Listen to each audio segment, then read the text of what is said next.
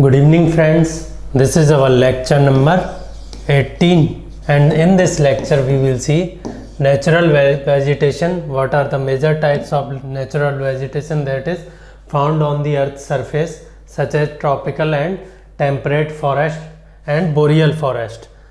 Then we will see some of the wildlife that is living in these forest or natural vegetation.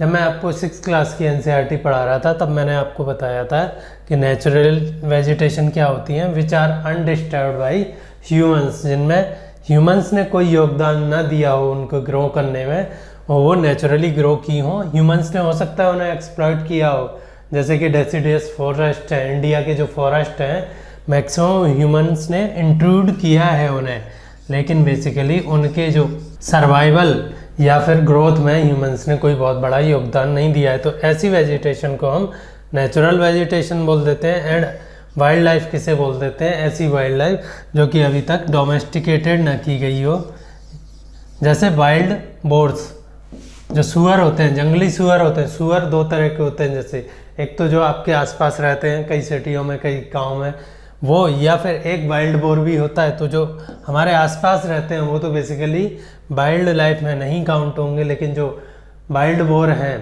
वो उसमें count होंगे, even वो दोनों एक ही species के हैं तब भी. तो ऐसी वाइल्ड लाइफ जो कि अभी डोमेस्टिकेटेड या ह्यूमंस ने अपने पर्पज़ के लिए उसे एक्सप्लॉइट नहीं किया, उसे हम वाइल्ड लाइफ बोल देते हैं. अब यहाँ देखते हैं, इसमें एक छोटी सी स्टोरी दे रखी है जिसमें एक गर्ल है सालिमा. वो कहाँ जा रही है? चंडीगढ़ से या पंजाब से मनाली से रोहतांग. तो जैसे जैसे वो ऊपर जा रही है, चंडीगढ़ का एल्टीट्यूड अगर आप देखेंगे तो करीब 1000 फीट है, 1000 मीटर नहीं, करीब 1000 फीट है, यानी 300 मीटर. देन मनाली और ऊपर है. एंड रोहतांग पास क्या होते हैं कि नीवी दो, एक माउंटेन चेन है लंबी सी, उसमें जैसे कि हिमालय माउंटेन चेन है, ये पढ़ चुके हैं हम. तो उसमें अगर कोई ऐसा लो पॉइंट हो जिसके थ्रू आप आ जा सकें, आपको पूरा माउंटेन क्लाइंब ना करना पड़े, उसे हम क्या बोल देते हैं? Mountain pass. तो ऐसे ही एक रोहतांग माउंटेन पास है. तो वो जो नेचुरल वेजिटेशन एनकाउंटर करती है, बस से जा रही है रोड के थ्रू, वो चेंज होती जाती है. पहले तो उसे ट्रॉपिकल फॉरेस्ट मिलते हैं, बड़े पत्तों वाले फॉरेस्ट मिलते हैं, जैसे कि नीम हो गया, साल ट्री हो गया, टीक हो गया, ये सब मिलते हैं.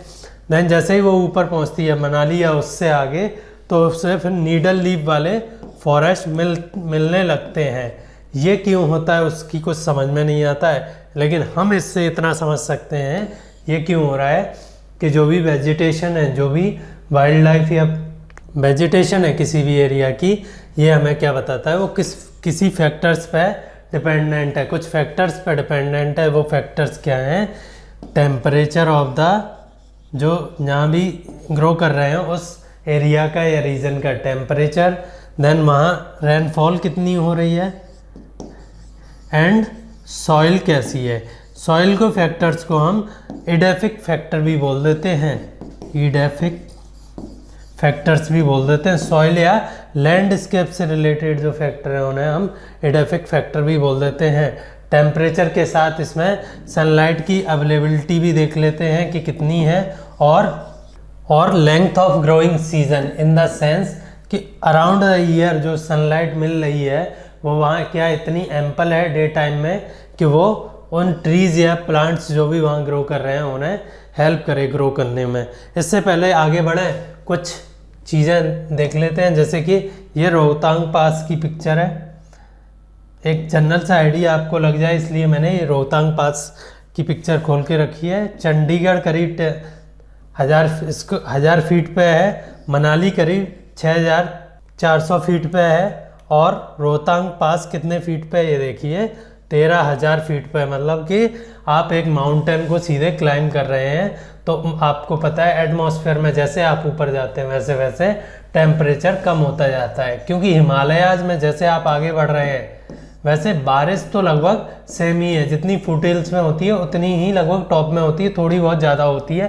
क्या फैक्टर डिफर कर रहा है? टेम्परेचर बहुत घट जाता है यहाँ, नेगेटिव टेम्परेचर भी पहुँच जाते हैं सर्दियों में, और गर्मियों में भी यहाँ बहुत ज़्यादा टेम्परेचर नहीं रहते हैं. तो जो फॉरेस्ट यहाँ ग्रो करते हैं। वो कैसे? अल्पाइन फॉरेस्ट होते हैं, नीडल लीफ फॉरेस्ट या बोरियल फॉरेस्ट या टैगा फॉरेस्ट भी इन्हें बोलते हैं। सारे हम एक एक से इसी चैप्टर में देखने वाले हैं। मैं बस आपको बता रहा था रोहतांग पास आपको याद रखना है कहाँ है, हिमाचल में है। और हाइट करीब देख ली है आपने कितनी है, हाइट देख ली आपने करीब कितनी है, 13,400 फीट, यानी कि करीब 4.5 किलोमीटर की ऊंचाई पे है। इससे पहले कि आगे बढ़े, एक तो आप जैसे जैसे माउंटेन पर चढ़ रहे हैं वैसे वैसे क्या है, जो फॉरेस्ट का टाइप है, ये यूपीएससी कई बार पूछ चुकी है कि जब आप फुटहिल्स में रहोगे तो आपको कौन से फॉरेस्ट मिलेंगे, जब आप थोड़ा सा और ऊपर जाओगे तो आपको कौन से फॉरेस्ट मिलेंगे, फिर और ऊपर, फिर और ऊपर, फिर और ऊपर, एंड फाइनली बैरन रॉक्स। तो मैं एक एक से एक्सप्लेन करता हूँ। नीचे आप रहोगे तो आपको या तो डेसिडियस या एवरग्रीन फॉरेस्ट मिलेंगे, जो भी यहाँ बरसात हो रही है उस हिसाब से देखेंगे डेसिडियस या एवरग्रीन फॉरेस्ट क्या होते हैं, उनकी क्या प्रॉपर्टी हैं, कौन से ट्रॉपिकल डेसिडियस या ट्रॉपिकल एवरग्रीन फॉरेस्ट मिलेंगे। हम ट्रॉपिकल रीजन में माउंटेन की बात कर रहे हैं, जैसे हिमालयाज हो गए नॉर्थ ईस्ट इंडिया में या फिर उत्तराखंड में, तो वहाँ पे पहले आपको डेसिडियस ट्रीज मिलेंगे, देन आपको नीडल ट्रीज मिलेंगे, जैसे कि पाइन, चेर, ये सब ट्रीज आपको इन फॉरेस्ट में मिलेंगे। इसमें क्या मिलेंगे? टीक, साल, ये सारे जो हार्डवुड ट्रीज हैं वो मिलेंगे, इसमें सॉफ्टवुड। और ऊपर जाएंगे तो फिर आपको कम हाइट वाले कैसे, या तो ग्रासलैंड या फिर श्रब्स नहीं बोलते हैं, झाड़ियाँ मिलने लगेंगी। देन आपको और ऊपर जाएंगे तो फिर वही झाड़ियाँ छोटी होती जाएंगी, जो कि हिमालय में जिन्हें हम क्या बोल देते हैं, जड़ी बूटियाँ, जिनकी काफ़ी अच्छी मेडिसिनल प्रॉपर्टी होती है। Then mosses and lichens, finally हमें क्या मिलता है, मोजेस एंड लाइकन्स। मोजेस क्या होते हैं? मोजेस आप कह लीजिए एल्गी होती है एक, जो कि बहुत बेयरली कहीं भी सर्वाइव कर जाती है, बेयर रॉक पे भी सर्वाइव कर जाती है। एंड लाइकन मैंने आपको उस दिन बताया था, फंगाई और एल्गी का सिम्बायोटिक रिलेशन रहता है, जिसमें कि दोनों को फ़ायदा होता है। तो फाइनली टेम्परेचर इतना गिर जाता है ऊपर जाते जाते कि वहाँ पर सिर्फ यही सर्वाइव कर पाती है। और फिर एक फाइनली ऐसी लाइन आती है, स्नो लाइन। एक तो होती है ट्री लाइन, तो जहाँ तक ट्री ग्रो कर रहे हैं इस माउंटेन पर उसे ट्री लाइन बोल। एक स्नो लाइन की मतलब जिसके के ऊपर क्या है, सिर्फ आपको स्नो मिलेगी, कोई भी लाइफ नहीं मिलेगी। ये हो गया। इसे जब हम माउंटेन्स में वेजिटेशन का डिस्ट्रीब्यूशन देखते हैं नीचे से लेके उसके फुटहिल से लेके उसके टॉप तक, तो उसे क्या बोल देते हैं, जोनेशन, है ना। अभी नॉर्मल सरफेस लैंड पे हम देखेंगे, नॉर्मल लैंड पे जो कि वेल प्लेन लैंड पे है, तो उन्हें क्या बोलते हैं वो अभी हम देखेंगे। तो ये तो हो गया माउंटेन वाला। अब और आगे बढ़ते हैं। So the growth of the vegetation depends on temperature and moisture. Basic तो ये दो फैक्टर है, इसके अलावा आप सनलाइट कह लीजिए, सॉइल कह लीजिए, सॉइल की प्रॉपर्टीज़ कैसी हैं। फॉर एग्जांपल ट्री प्लांट है या कॉफ़ी प्लांटेशन है या फिर कोकोनट प्लांटेशन है एक स्पेसिफिक जगह पे, क्यों होता है? क्योंकि उनको टेम्परेचर, मॉइस्चर और जो सॉइल की प्रॉपर्टी है तीनों स्पेसिफिक चाहिए। तो क्लाइमेट या नेचुरल वेजिटेशन को कौन डिसाइड करता है? ये तीन मेन फैक्टर हैं, ये याद रखने आपको। यूपीएससी कभी कभार पूछ लेता है कि नेचुरल वेजिटेशन को कौन सा फैक्टर इम्पैक्ट कर सकता है। इसके अलावा इनके कॉम्बिनेशन या बहुत सारी चीज़ें हो सकती हैं, पर मेन तीन यही फैक्टर है। Then natural vegetation is generally classified into 3 broad categories. एक तो ये क्लासिफिकेशन है जिसमें क्या है, फॉरेस्ट में क्या है, मैक्सिमम ट्री रहते हैं। ग्रासलैंड जो कि कुछ ट्री भी हो सकते हैं और मैक्सिमम ग्रासेज रहती हैं, या ओपन फॉरेस्ट कह लीजिए जहाँ पे बड़े लंबे मैदान है ग्रासेस के, बीच में ट्री मिल जाएंगे आपको। एंड सिर्फ झाड़ियाँ जहाँ पानी की बहुत कमी होती है या ठंड ज़्यादा पड़ती है वहाँ आपको ये मिलेंगे। अब देखते हैं इनको एक एक से कितने टाइप के फॉरेस्ट होते हैं, ग्रासलैंड कौन कौन से हैं और श्रब्स कहाँ कहाँ हैं वो देखते हैं। उससे पहले हम जो वर्ल्ड में एक और चीज़ को डिफ़ाइन किया जाता है, नेचुरल वेजिटेशन को एक और तरीके से डिफ़ाइन किया जाता है, वो है बायोम। जो टेरेस्ट्रियल या लैंड पे जो भी लार्ज रीजन्स ऑफ वेजिटेशन है उन्हें कैसे डिफ़ाइन कर देते हैं हम, उन्हें कैसे डिफ़ाइन कर देते हैं बायोम्स में। फॉर एग्जांपल फॉरेस्ट में भी कई टाइप के फॉरेस्ट हो सकते हैं। एक तो फॉरेस्ट भी अपने आप में एक तरह का बायोम हो जाएगा, लेकिन अगर वो टेम्परेट एरिया में है तो उसे टेम्परेट फॉरेस्ट बोल सकते हैं, अगर वो ट्रॉपिकल एरिया में तो उसे ट्रॉपिकल फॉरेस्ट बोल सकते हैं, और अगर वो ठंडे एरिया में तो उसे टैगा टुंड्रा बोल देते हैं, और डेजर्ट में है तो उनके अलग अलग नाम होते हैं। इन्हें हम क्या बोल देते हैं? Biome. A biome is a large area of land that is classified based on the climate first plants and animals that makes their home. तो जो वहाँ प्लांट्स एंड एनिमल्स वहाँ अपना घर बनाते हैं, क्लाइमेट की वजह से जो भी वेजिटेशन वहाँ ग्रो कर रही हो, जो भी एनिमल्स रह रहे हैं, उसे हम एक बड़े एरिया को हम बायोम बोल देते हैं। तो अभी जो हम पढ़ने वाले हैं एनसीईआरटी में बेसिकली वो हम बायोम्स पढ़ने वाले हैं। सो जैसे मैंने बोला कि बायोम्स कई टाइप के हो सकते हैं। फॉरेस्ट को आप डिवाइड कर सकते हो। पहले तो आपने नेचुरल वेजिटेशन को फॉरेस्ट, ग्रासलैंड्स एंड श्रब्स में डिफाइन कर लिया। ये तो आपका हो गया जनरल किस बेसिस पे कि कैसे दिख रहा है, ओवरऑल लुक क्या है जो वेजिटेशन है, नेचुरल वेजिटेशन। लेकिन फॉरेस्ट में भी कई टाइप हो सकते हैं, ग्रासलैंड में भी कई, और श्रब्स में भी कई। तो जो मीन टेम्परेचर है किसी भी जगह पे, एवरेज टेम्परेचर है, ये देखिए average temperature and annual precipitation, वो डिसाइड करता है कि वहाँ जो फॉरेस्ट होने वाले हैं, पहली बात तो फॉरेस्ट होने वाले हैं तो फॉरेस्ट क्यों होने वाले हैं और कौन से होने वाले हैं। अगर फॉरेस्ट नहीं होने वाले हैं तो ग्रासेस होने वाली है, श्रब्स होने वाले हैं। तो ये डिसाइड कौन करता है? एवरेज टेम्परेचर कितना है और एनुअल प्रेसिपिटेशन कितना है। तो अगर हम ये मान लीजिए आप 250 mm से ज़्यादा, 250 cm से ज़्यादा सेंटीमीटर, या 2500 mm से ज़्यादा, 2500 mm से ज़्यादा अगर बरसात हो रही है और वहाँ एम्पल सनलाइट है, एम्पल सनलाइट मतलब टेम्परेचर कहाँ है? 20 और 30 डिग्री के बीच में। एवरेज टेम्परेचर बोल रहा हूँ मैं, एनुअल, इसका मतलब हाईएस्ट टेम्परेचर 45 या 50 तक रीच करता है। तो वहाँ पे कौन से हमें ट्रॉपिकल रेन फॉरेस्ट मिलते हैं। सारे रेन फॉरेस्ट देखने वाले हैं। पहले हम ये देख लेते हैं कि ये क्यों मिलते हैं। टेम्परेट रेन फॉरेस्ट, जैसे ही अगर बारिश ठीक ठाक हो रही है 200 mm 200 सेंटीमीटर से ज़्यादा, लेकिन अगर टेम्परेचर कम है, टेम्परेट रीजन में है वो, तो वहाँ हमें टेम्परेट डेसिडियस, टेम्परेट एवरग्रीन, दो तरह के फॉरेस्ट मिलते हैं। देन ये जो है टेम्परेट डेसिडियस फॉरेस्ट हो गए, टेम्परेट सीजनल फॉरेस्ट। अगर बारिश कम ज़्यादा हो रही है तो हमें कौन से मिल जाएंगे?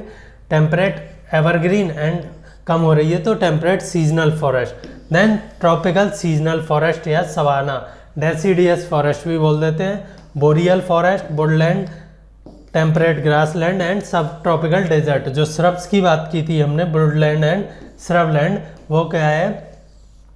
जहाँ पे कि बारिश कम हो रही हो और टेम्परेचर भी मीडियम हो, और जहाँ बारिश कम हो रही है और टेम्परेचर ज़्यादा है वहाँ हमें सब ट्रॉपिकल डेजर्ट्स मिलते हैं, या फिर वहाँ वेजिटेशन जनरली हमें बहुत कम मिलती है, श्रब्स भी नहीं मिलते हैं वहाँ। फिर जो डेजर्ट स्पेसिफिक प्लांट्स हैं वही मिलते हैं।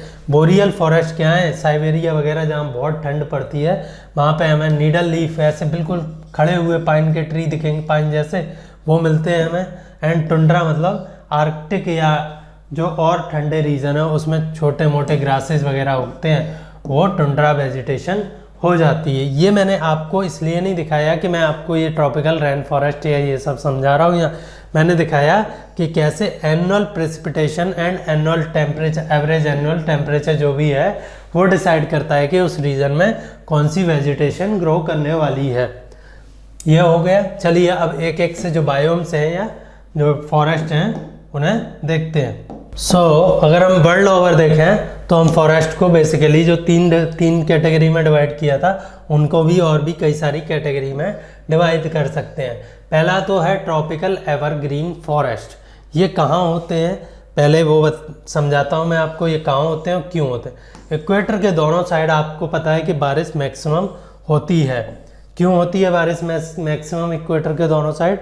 क्योंकि वहाँ ample heat and moisture available है। तो उससे क्या है, हीट क्या करेगी, एयर को एजिटेट करेगी, मॉइस्चर उसमें बहुत ज़्यादा आएगा और वो कहीं ना कहीं बरस जाएंगे। तो चाहे वो अमेज़न रेन फॉरेस्ट हो साउथ अमेरिका में, चाहे वो बोर्नियो में, इंडोनेशिया बोर्नियो में ट्रॉपिकल रेन फॉरेस्ट हो, या फिर ब्राज़ील में, सॉरी कॉन्गो में, ब्राज़ील में तो ये अमेज़न के रेन फॉरेस्ट हो, कॉन्गो में कॉन्गो के रेन फॉरेस्ट हो, वो हमें यहाँ मिल जाते हैं। इन फॉरेस्ट की क्या खास बात होती है, क्योंकि इनको टेम्परेचर या मतलब आप कह लीजिए सनलाइट, फोटोसिंथेसिस के लिए एंड रेनफॉल दोनों एडिक्वेट अमाउंट में मिलती हैं। पूरे साल भर बरसात होती रहती है, एक आध दो महीने को छोड़ दें तो ये इनकी जो ग्रोथ होती है वो बहुत डेंस होती है। इनकी जो हाइट होती है वो करीब 40 से 50 मीटर तक ये रेन फॉरेस्ट की हाइट बढ़ जाती है। और इनकी जो कैनोपी है, जो छाया है बड़े पेड़ों का, ये मान लीजिए बड़ा पेड़ है, इसके नीचे छोटे हैं और नीचे तक बिल्कुल ग्राउंड फ्लोर तक कुछ ना कुछ वेजिटेशन होती है। और ये कैनोपी इतनी डेंस होती है कि हमें नीचे जो लैंड है वो कभी नहीं दिखता है, क्योंकि ये डेंस होती है। तो इसमें बड़े एनिमल्स जैसे कि आप कह लीजिए एलिफेंट वगैरह या लायन या फिर टाइगर वगैरह नहीं सरवाइव कर सकते हैं। यहाँ पे क्या है, जो इन पे कूद सके, ब्रांचेस पे कूद सकें, वही जैसे कि हम कह लीजिए मंकीज़ हो गए, औरंगुटान और चिंपांजीज हो गए, और जो लोपर्स हैं, इन्हें क्या बोलते हैं, जो एक ब्रांच से दूसरे ब्रांच पर कूद सकें, वो सब इन पे सरवाइव कर पाते हैं। या फिर ईगल्स हैं स्काई में। तो यहाँ का ये कुछ वाइल्ड लाइफ हो गई। वाइल्ड लाइफ में आपको ये याद रखना है कि यहाँ बड़े एनिमल्स इतने डेंस फॉरेस्ट के थ्रू इजीली ना तो वेंडर कर सकते हैं, ना वो अपने शिकार को पकड़ सकते हैं, तो वो वहाँ सरवाइव नहीं कर सकते हैं। कुछ हार्डवुड, इनमें मैक्सिमम जो ट्रीज मिलती हैं वो कौन सी है, hardwood trees like rosewood, ebony, mahogany are common here. और जो इन प्लांट्स की, ये तो ट्रीज हो गए, प्लीज याद रखिए ट्रीज हर बार पूछ लिए जाते हैं कौन सा ट्री किस फॉरेस्ट का है, ये बहुत कॉमन क्वेश्चन है यूपीएससी के। फिर हम एक और चीज़ देखेंगे कि जो यहाँ फॉरेस्ट रहते हैं, ट्रीज रहते हैं, उनकी हाइट बहुत ज़्यादा रहती है। हाइट बहुत ज़्यादा है, कैनोपी बहुत बड़ी है, तो इसको सपोर्ट करने के लिए बेस भी अच्छा होना चाहिए आपके पास। तो क्योंकि इन्हें पानी की तो कमी है नहीं, तो जो रूट्स हैं वो डीप नहीं होती हैं, वो क्या रहती हैं, बहुत सारी रहती हैं, ऐसे फैली हुई रहती हैं ऊपर ही जंगल में। आपने कभी ट्रॉपिकल एवरग्रीन फॉरेस्ट देखे होंगे या फिर कोई पेड़ देखा होगा दिल्ली या किसी एरिया में, जो कि कभी अपने साल भर में कभी अपने पत्ते नहीं गिरा रहा है, बड़े पत्ते, ऊंचा पेड़ है, तो वो समझिए ट्रॉपिकल एवरग्रीन फॉरेस्ट का पेड़ है। और उसकी आप रूट्स को देखिए, इतनी मोटी मोटी ऐसी रूट रहेंगी चारों तरफ, जिससे कि वो इस कैनोपी को विदाउट डेप्थ में जाए बिना ही सपोर्ट कर सकें। तो एवरग्रीन फॉरेस्ट क्यों बोलते हैं इन्हें, क्योंकि बारिश इतनी होती है कि इन्हें अपनी किसी भी सीजन में पानी की कमी नहीं होती है, तो इन्हें अपनी जो लीव्स हैं वो गिराने की ज़रूरत नहीं है। लीव्स क्यों गिराते हैं ट्रीज, क्योंकि उन्हें उस सीजन में पानी बचाना होता है जब पानी की बहुत ज़्यादा कमी हो। और यहाँ पे जो बायोडाइवर्सिटी रहती है वो मैक्सिमम रहती है। फर्दर जो ट्रॉपिकल रेन फॉरेस्ट होते हैं या फिर अमेज़न के रेन फॉरेस्ट, जो कि अमेज़न जो रिवर बेसिन है वहाँ पे है, तो उनमें क्या है, जैसे यहाँ पे अमेज़न रेन फॉरेस्ट, देन ये कॉन्गो के रेन फॉरेस्ट, देन ये जो आइलैंड के रेन फॉरेस्ट हैं वो आपको दिख रहे होंगे। इक्वेटर ये रही, इसके दोनों तरफ ही है।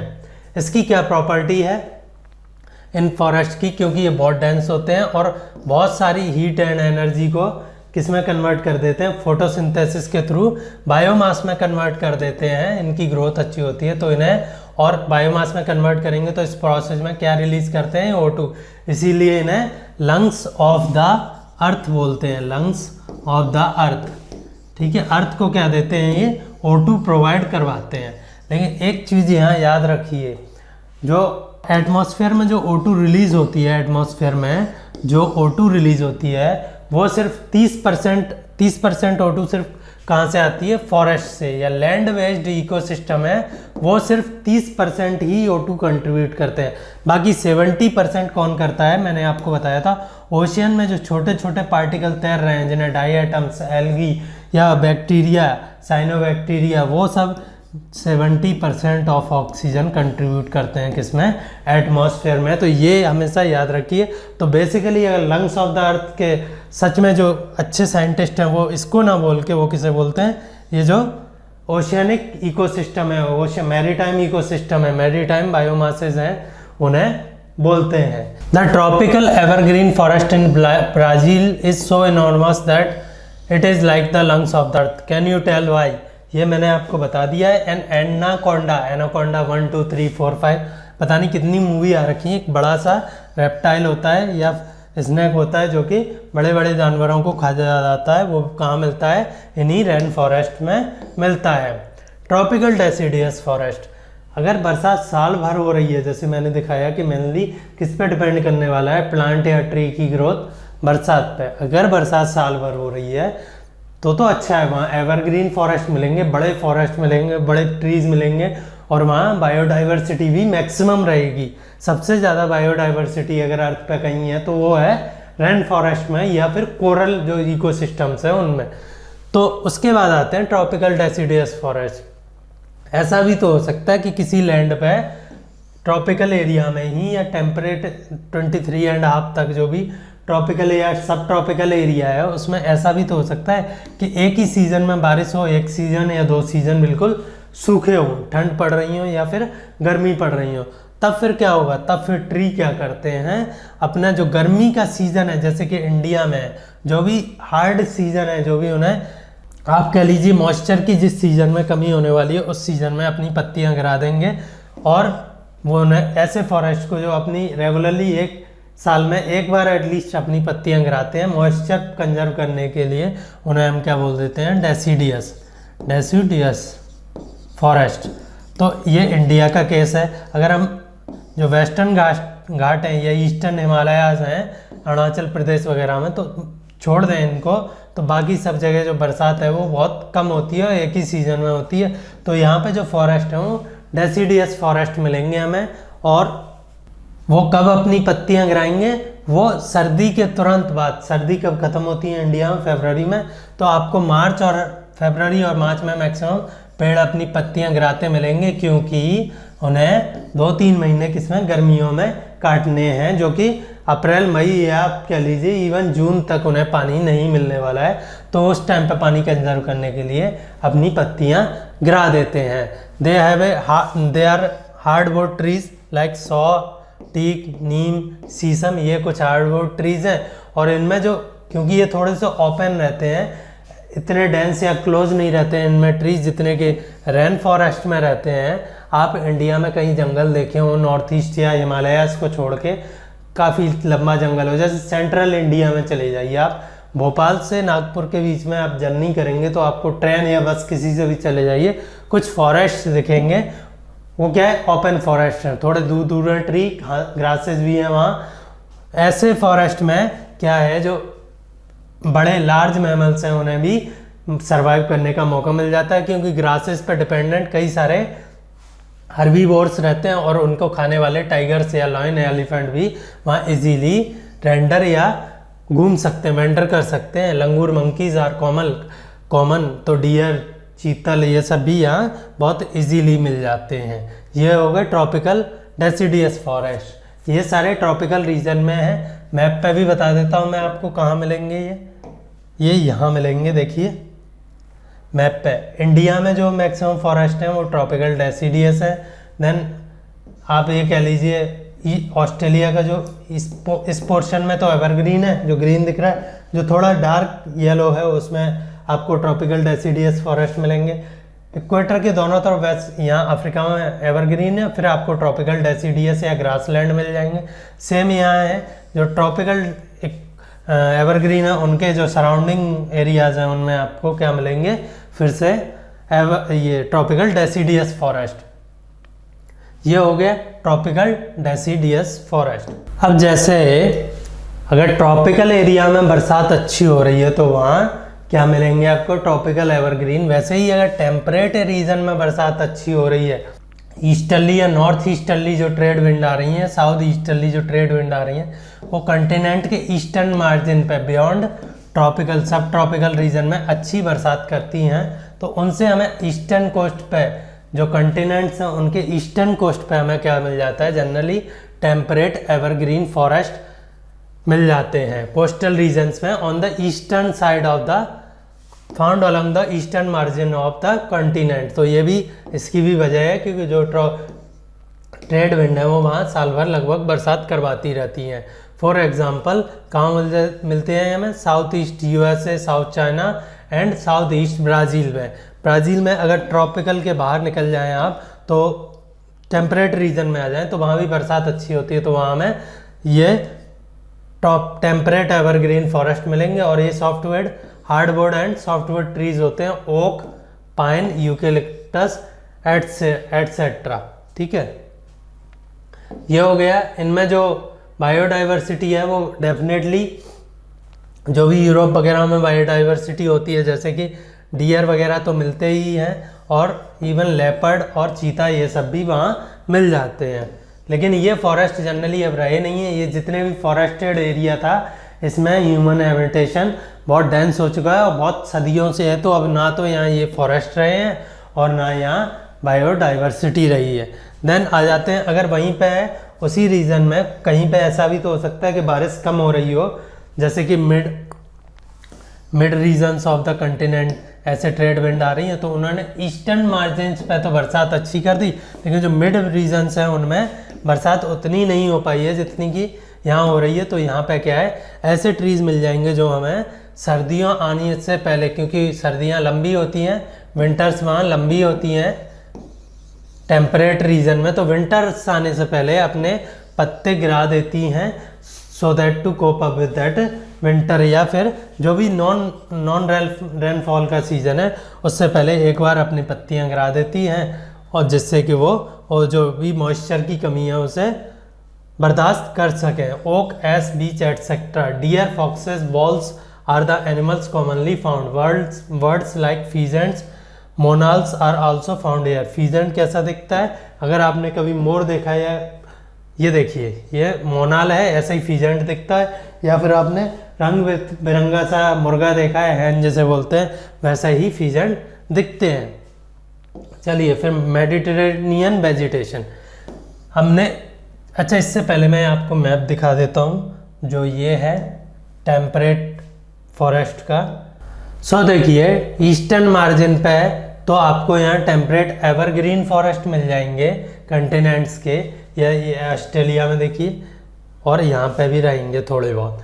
ठीक है, जो टेम्परेट रीजन है उसके ईस्ट कंटिनेंट्स के ईस्टर्न मार्जिन पे तो आपको क्या मिल जाएंगे, एवरग्रीन या डेसिडियस फॉरेस्ट। अंदर आप जाएंगे थोड़े से तो वो डेसिडियस हो जाएंगे, और वेस्टर्न मार्जिन पे जाते जाते बरसात खत्म हो जाती है, आपको क्या मिल जाएंगे, डेजर्ट्स। ये सब जगह के लिए ट्रू है। ये ऑस्ट्रेलिया, अफ्रीका, यहाँ डेजर्ट है, येलो, यहाँ डेजर्ट है, फिर यहाँ डेजर्ट है, और ये पूरा डेजर्ट एरिया है। और अमेरिका में भी Mojave desert, Arizona desert, Mexican desert, और साउथ अमेरिका में अटाकामा डेजर्ट आपको वेस्टर्न मार्जिन पे मिल जाएंगे, जो हाई प्रेशर बेल्ट है या सब ट्रॉपिकल या टेम्परेट रीजन में। तो ये हो गए हमारे टेम्परेट ब्रॉड लीफ या टेम्परेट फॉरेस्ट हो गए। अब इस यही बता देता हूँ मैं आपको, टेम्परेट ग्रासलैंड क्या होते हैं। कंटिनेंट्स के इंटीरियर में जहाँ की बरसात पहुँच नहीं पा रही है, लेकिन इतनी भी कम नहीं हो रही है बरसात के, वहाँ क्या बन जाए, डेजर्ट्स बन जाए, तो वहाँ क्या बन जाते हैं, ग्रासलैंड। ग्रासेज एक पर्टिकुलर केस होता है, ग्रासेज जो होती हैं एक पर्टिकुलर केस होती हैं कि वो उन्हें कम मॉइस्चर में भी सर्वाइव कर जाती हैं। फॉर एग्जांपल अगर एक पेड़ है और उसे 8 महीने मान लीजिए पानी नहीं मिल रहा है, वो सूख जाएगा, ऊपर से सूख गया, पेड़ की जो रूट्स हैं वो इतनी स्ट्रॉन्ग नहीं रहती इसे रिवाइव कर पाए।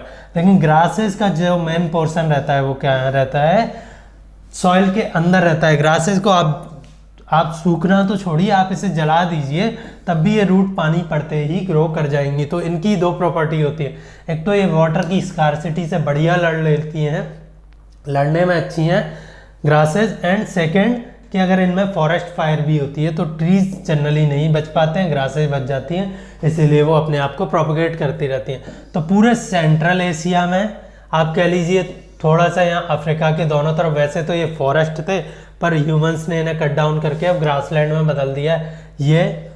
देन ऑस्ट्रेलिया का जो मिडिल पोर्शन है थोड़ा बहुत, और अमेरिका, नॉर्थ अमेरिका के पूरा मिडिल पोर्शन, और साउथ अमेरिका का ये वाला पोर्शन, ये क्या है, ग्रासलैंड्स हैं, जिसमें क्या है, अगर वो ट्रॉपिकल रीजन में है, जैसे कि अफ्रीका वाला ट्रॉपिकल में है, या फिर ऑस्ट्रेलिया वाला थोड़ा बहुत ट्रॉपिकल रीजन में, तो वहाँ ग्रासलैंड्स मिलते हैं और वो ग्रासलैंड दो तरह के हो सकते हैं, एक तो टेम्परेट ग्रासलैंड भी हो सकते हैं अगर वो टेम्परेट रीजन में, और ट्रॉपिकल ग्रासलैंड जिन्हें हम सवाना भी बोल देते हैं। देखिए ये येलो कर रखा है, ये येलो कर रखा है, ये दोनों एवरग्रीन फॉरेस्ट के दोनों मार्जिन पे येलो कर रखा है अफ्रीका में, एंड देखिए ऑस्ट्रेलिया में यहाँ ये डार्क येलो कर रखा है। ये तो हो गए ट्रॉपिकल ग्रासलैंड या फिर सवाना, और इनके सब जगह अलग अलग नाम है। और टेम्परेट ग्रासलैंड इन्हें यहाँ पे अमेरिका में स्टेपीज बोल देते हैं, प्रेरीज बोल देते हैं, एशिया में स्टेपीज, ऑस्ट्रेलिया में डॉन, एंड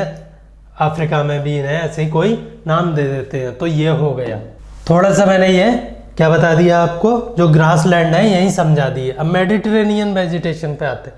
मैंने बताया आपको कि ट्रॉपिकल जो रीजन है या सब ट्रॉपिकल रीजन बियॉन्ड 23 डिग्री मान लीजिए दोनों हेमिस्फीयर में, उसके बाद जो ईस्टर्न मार्जिन पर बरसात तो अच्छी होती है, जो ट्रेड विंड्स वगैरह हैं या जो भी आ रही हैं उनसे, लेकिन जो वेस्टर्न मार्जिन से वहाँ बरसात कम होती है, तो वह यहाँ तो डेजर्ट बन जाएंगे या फिर वहाँ श्रब लैंड बन जाएंगे।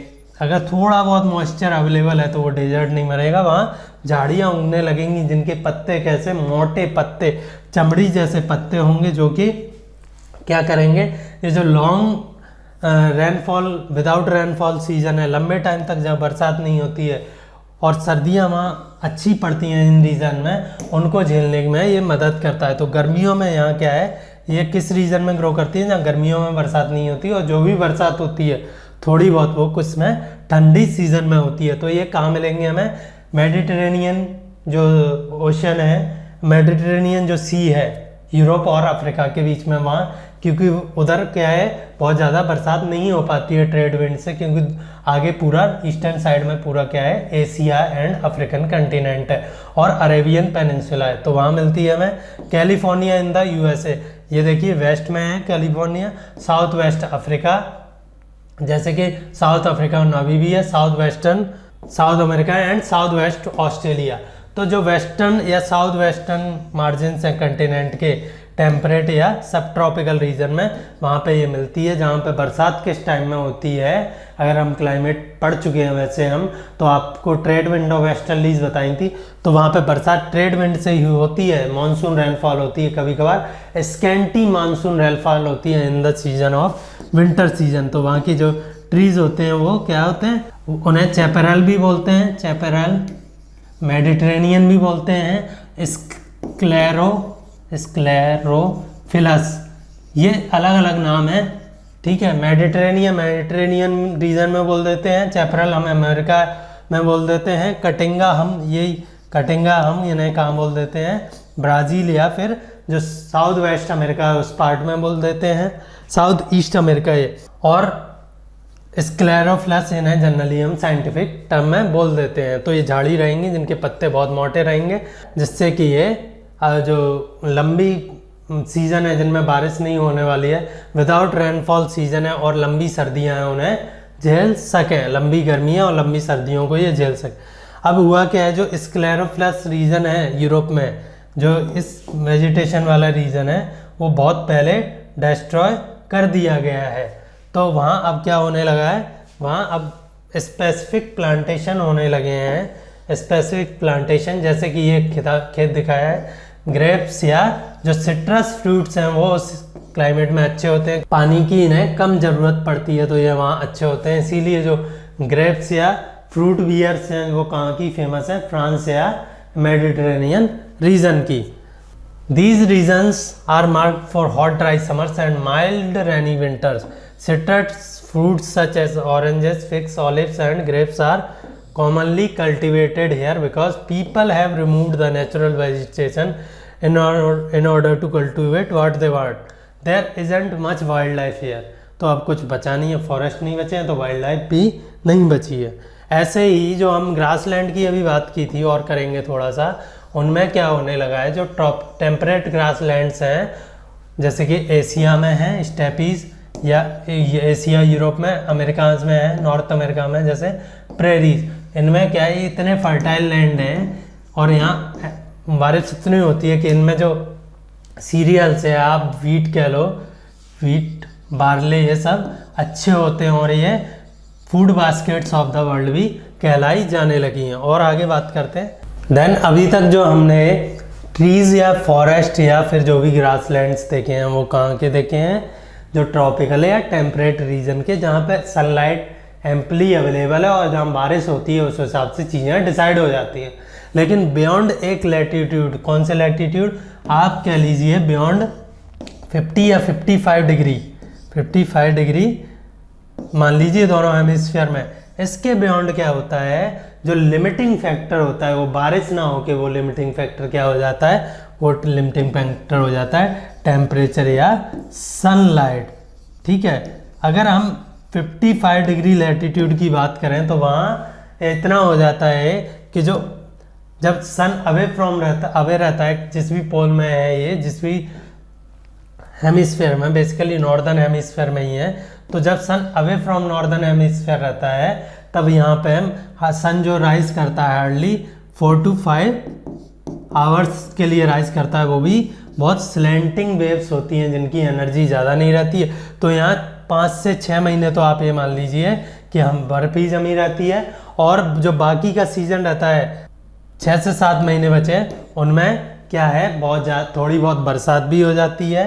बरसात तो विंटर्स में भी हो जाती है यहाँ, और उसमें ये जो भी ग्रोथ होती है इनकी उसी सीजन में होती है। फॉर एग्जांपल यहाँ ये 2 पिक्चर्स दिखा रखी हैं, coniferous forest and snow covered conifer. तो ये तो जो गर्मियाँ होती हैं यहाँ, जब गर्मियों में भी यहाँ पे टेम्परेचर 10 डिग्री या 15 डिग्री से ऊपर नहीं जाता है, हाईएस्ट टेम्परेचर, हाईएस्ट जहाँ हमारे यहाँ कांपने लगते हैं, जितने टेम्परेचर पे 10 डिग्री में दिल्ली में कांपने लगते हैं। और जो मिनिमम टेम्परेचर है वो तो यहाँ साइबेरिया में तो इवन -72 तक पहुँच जाता है, -70 मान लीजिए आप। तो उसमें जो ट्रीज ग्रोथ करते हैं उनके लिए जो सर्वाइविंग फैक्टर है, जो मेन लिमिटिंग फैक्टर, वो क्या हो जाता है, टेम्परेचर या सनलाइट। तो यहाँ पर ट्री कैसे रहेंगे, मैक्सिमम इनकी जो ट्री का पार्ट रहेगा वो तो वुड रहेगा, और बहुत नीडल लीफ, नीडल मतलब सुई जैसी पत्तियाँ, जिससे कि वो मोटी मोटी रहेंगी, एक सिलेंड्रिकल, जिससे कि वो अपना जो एरिया एक्सपोज्ड है एटमॉस्फेयर को उसे बचा सकें, जिससे उन्हें ठंड से मर ना जाए वो ट्री, और सेकंड अपना जो भी मॉइस्चर वगैरह है उसे बचा सकें, और जो बर्फ़ गिर रही है उसे नीचे गिरने दें। तो 2 मेन बातें हैं क्यों होती हैं ये नीडल लीफ फॉरेस्ट, क्योंकि जिससे अपना एरिया मिनिमाइज कर दें। आपको पता है अगर लंबाई है तो cylinder is the best shape to minimise area. तो सिलेंड्रिकल होती हैं, नीडल लीफ होती हैं, देन और ये इसके एक और काम करती हैं, इससे क्या है, टैपर्ड रहते हैं ये, ऐसे बिल्कुल देखिए बिल्कुल टैपर्ड हैं, जिससे कि जो भी बर्फ़ गिर रही है वो इन पर जमी ना रहे और नीचे गिर जाए। तो इन्हें हम क्या बोल देते हैं, कॉनीफेरस, कौन जैसे ट्री लगते हैं ये, हमें क्रिसमस जैसे ट्री लगते हैं, तो इन्हें हम कॉनीफेरस ट्री बोल देते हैं। अब इनमें जो वुड रहती है वो सॉफ्टवुड एवरग्रीन ट्रीज रहती है, they are tall softwood evergreen trees. ये कभी भी अपनी पत्तियाँ एक एक से तो गिराते रहते हो एक ही सीजन में, कभी एक साथ नहीं गिराते।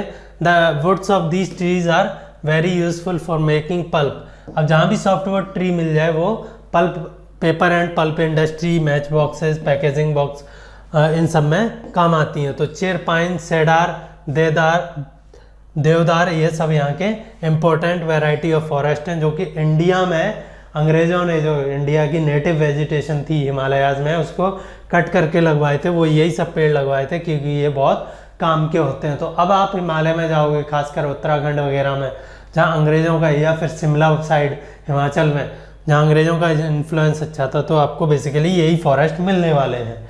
मैंने ग्रासलैंड की बात अभी कर ली है, फिर भी एक और बार कर लेते हैं। ग्रासलैंड कहाँ उगते हैं, जहाँ अमाउंट ऑफ रेनफॉल कम हो, ग्रेजिंग एनिमल हों जो कि ट्रीज़ की ग्रोथ को कट डाउन कर, मतलब प्रॉब्लम करते हों, और फॉरेस्ट फायर्स फ्रिक्वेंट हो। तो फिर ऐसे में ग्रास ही उग पाती हैं, क्योंकि उनका जो मैक्सिमम पोर्शन है वो अंडर सॉइल रहता है। ना तो उसे ग्रेजिंग एनिमल नुकसान पहुंचा सकते हैं, ना उसे फायर नुकसान पहुंचा सकती है, ना उसे रेनफॉल की कमी नुकसान पहुंचा सकती है। एक बार आप अंडर सॉइल चले गए तो आपका मॉइस्चर कई सालों तक, अगर बारिश नहीं होती है तब भी बचा रहेगा, क्योंकि सिर्फ वो अंडर सॉइल है। ये वाला तो सूख के ख़त्म हो जाएगा, लेकिन जो अंडर सॉइल है वो बचा रहेगा। तो ये 3 फैक्टर्स, इनको बेसिकली जो ट्रीज़ हैं उनके ज़्यादा एज दे देते हैं, ट्रीज से आगे निकलने में मदद करते हैं, तो हमें ये ट्रॉपिकल ग्रास लैंड मिल जाते हैं। अगर ह्यूमन इंटरवेंशन भी है तो वो पहले किसको नुकसान पहुंचाएगा, ट्रीज को, ना कि इन ग्रासेस को। तो अगर आप सॉइल को ही डिस्टर्ब कर रहे हैं तभी पहुंचा पाएंगे। ग्रेजिंग या फायरवुड है उसके लिए आप मैक्सिमम किसको यूज़ करेंगे, जो सरफेस के ऊपर जो भी चीज़ें हैं ग्रास या ट्रीज को, तो ग्रास अपना रीग्रो कर जाती हैं। तो क्योंकि ये ग्रास लैंड्स हैं तो यहाँ ऑब्वियसली क्या होंगे, हर्बीवोर्स यहाँ एम्पली बहुत ज़्यादा होंगे। तो जैसे कि विल्डर बीस्ट है, अगर आप कभी नेट जियो वगैरह देखते हैं, विल्डर बीस्ट है, कैटल है, ठीक है, डियर्स है, इसमें कई टाइप के हो सकते हैं, जेब्रा है, मिलियंस ऑफ जेब्राज, विल्डर बीस्ट एक झुंड में चलते हैं और उन पर डिपेंड रहने वाले टॉप क्लास कार्निवोर्स या जो हाईएस्ट रहते हैं फूड चेन में, जैसे कि लॉयन, चीता, टाइगर, ये सब भी एम्पल अमाउंट में अफ्रीका या जो इंडिया के ट्रॉपिकल ग्रास लैंड्स हैं, ट्रॉपिकल रेन फॉरेस्ट हैं, उनमें मिल जाते हैं। Leopards are common in tropical grass land, giraffes और इसमें लायन और टाइगर भी मिल जाते हैं। जैसे हम इंडिया के टेम्परेट रेन फॉरेस्ट की बात करें तो उसमें जो हमारा बंगाल टाइगर है वो उन्हीं में मिलता है। डेसिडियस फॉरेस्ट की बात करें तो उसमें हमारा बंगाल टाइगर मिल जाता है। देन टेम्परेट ग्रासलैंड, जैसे कि ट्रॉपिकल एरिया में जहाँ की बारिश कम हो रही है और भी कई सारे फैक्टर ट्रीज़ की ग्रोथ को हिंडर कर रहे हैं, तो वहाँ ग्रासेस फ्लरिश करती हैं। वैसे ही टेम्परेट रीजन्स में भी ग्रासेस फ्लरिश करती हैं। रीजन्स मैंने आपको दोनों मैप पे दिखा दिए हैं कहाँ पे ये होते हैं, और वहाँ wild buffaloes, bisons, antelopes are common in the temperate region. तो ये टेम्परेट ग्रासलैंड हो गए। Once again they are now food baskets of the world, such as the steppes and prairies of Asia and America respectively. Thorny bushes बता दिया मैंने आपको। Thorny bushes कहाँ हो सकती हैं, जहाँ डेजर्ट रीजन हो, डेजर्ट। एक तो श्रब हो गया, मेडिटेरेनियन टाइप हो गई, उसमें तो फिर भी जो वेजिटेशन है वो करीब करीब कंटिन्यूस रहती है और छोटे रहते हैं। यहाँ पे तो क्या है, जो ऐसे ट्रीज जिनमें कि कांटे ही निकलते हों, वो मैक्सिमम अपना हीट से प्रोटेक्शन चाहते हैं और जो मॉइस्चर का लॉसेज है उन्हें मिनिमाइज करना चाहते हैं। तो इनमें कई तरह के एडेप्टेशन होते हैं, जैसे कि जो रूट है, जो स्टेम है, वही ग्रीन हो जाए, कि जो पत्तियों को फोटोसिंथेसिस ना करना पड़े, पत्तियां ही स्टेम की तरह हो जाएं या बहुत मोटी हो जाएं जिससे वो अपना वाटर बचा के रखें। या फिर कुछ में तो ये भी रहता है कि जो ओस वगैरह पड़ रही है उस रीजन में उसे कैप्चर करके अपने अंदर भर ले, जिससे कि वो अपना मॉइस्चर लॉस मिनिमाइज कर सके और अपनी स्किन के थ्रू ही, अपनी जो ट्री की स्किन है उसी के थ्रू ही कुछ वाटर अपना ले सके। तो ये ऐसे हो गया। यहाँ पे कुछ ट्रॉपिकल ग्रासलैंड के नाम दिए हैं। सवाना हो गया अब ईस्ट अफ्रीका में, ब्राज़ील हो गया, कैंपस हो गया ब्राज़ील, पैम्पास कैंपास, वेनेजुएला में लानोस, और फिर अर्जेंटीना में pampas, North America prairie, South Africa veld, Central Asia steppe और ऑस्ट्रेलिया डाउन। इंडिया का भी जो कई बार जो जियोग्राफर्स हैं या क्लाइमेटोलॉजिस्ट हैं, इंडिया की क्लाइमेट को या वेजिटेशन को भी कैसे डिफाइन कर देते हैं, सवाना टाइप क्लाइमेट। कि जब हमने इसे डिफॉरेस्ट नहीं किया था तब बेसिकली यहाँ ग्रासेस ही थी मैक्सिमम, कुछ ट्रीज, इंटरवीनिंग ट्रीज हुआ करते थे। तो इंडिया का भी जो मैक्सिमम पार्ट है सेंट्रल इंडिया का, वो सवाना टाइप का मानते हैं कुछ जोग्राफर्स। देन टैगा देख लिया या बोरियल फॉरेस्ट देख लिए। जो कॉनिफेरस फॉरेस्ट हैं उन्हीं को हम क्या बोल देते हैं, जहाँ टेम्परेचर लिमिटिंग फैक्टर था, बोरियल या फिर टैगा, याद रखिए, दो नाम और हैं। इनकी जो वाइल्ड लाइफ है, फॉक्सेस वगैरह है, वो भी देख ली। अब फाइनली आ जाता है कि एक लिमिट, स्नो लाइन से पहले जैसे हम ऊपर जा रहे थे माउंटेन्स में, एक लिमिट आती है, वहाँ पे क्या है, हमें लाइकेन, मोजेस ये सब मिल रहे थे, या फिर छोटे मोटे खिलने वाले, फूल खिलने वाले प्लांट मिल रहे थे, है ना, ये मिल रहे थे। तो ऐसे ही जो टुंड्रा रीजन रहता है, अगर हम पोलर रीजन की तरफ और चले जाएं, जहाँ बेसिकली ना तो बरसात बहुत ज़्यादा होती है और ना टेम्परेचर अलाउ करता है वेजिटेशन की ग्रोथ को। कुछ 6 महीने तो यहाँ बिल्कुल ही अंधेरा रहता है या रात रहती है, और 6 महीने के लिए दिन रहता है, वो भी बहुत ज़्यादा इंटेंसिटी नहीं रहती है, तो उन 6 महीनों में बचने के लिए या तो यहाँ ग्रासेस मिलेंगे या फिर यहाँ लाइकेन या मोजेज ही मिलेंगे आपको, मोजेज ही मिलेंगे। और वो भी कब, सर्दियों में, तो वो भी अंडर आइस या अंडर आइस जम जाते हैं। तो ऐसी चीज़ें ही यहाँ ग्रो कर सकती हैं जो कि 6-7 महीने तक अंडर आइस रह सकें और फिर बाहर निकलें तो फिर से रीग्रो कर जाएं। तो ऐसे वेजिटेशन को हम क्या बोल देते हैं, टुंड्रा वेजिटेशन। मस्क ऑक्सन, कारेबू बोलते हैं, एक हमारी गाय जैसे दिखने वाला एक जनरल एनिमल। आपने अगर अलास्का वगैरह की कभी कोई डॉक्यूमेंट्री देखी है, अलास्का या साइबेरिया की, तो वो आपको वहाँ मिल जाएंगे। Oxen, Arctic owl, polar bear, snow foxes are some of the animals found here.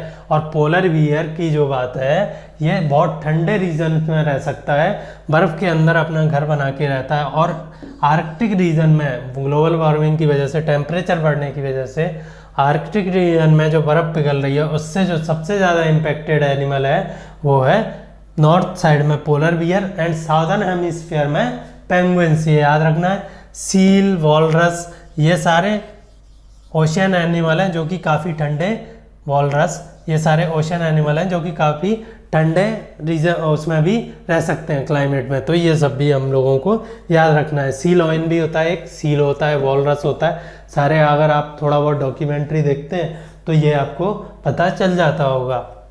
अगर आपने आर्कटिक फॉक्सेस पर कभी डॉक्यूमेंट्री देखी है तो एक चीज़ ध्यान देना, कभी उन डॉक्यूमेंट्री में क्या कभी किसी ने ये बताया कि मान ली बर्फ़ के नीचे कोई बरोवर या चूहे टाइप का कोई जानवर है, जिसे वो अपनी नोज़ से, या फिर ये मान ली बर्फ़ के नीचे है, यहाँ पे जो आर्कटिक फॉक्स है, नोज़ से या फिर मैग्नेटिक फील्ड की वजह से, अर्थ के मैग्नेटिक फील्ड की वजह से, या पता नहीं क्या वो मेथड यूज़ करते हैं, एकदम कूदेगी और उसको मुंह में लेके बाहर आ जाएगी। इसका अभी भी रिसर्च चल रहा है। तो इतने स्पेशलाइज्ड एनिमल, जहाँ जैसा क्लाइमेट है, इतनी स्पेशलाइज्ड वेजिटेशन वहाँ हो जाती है।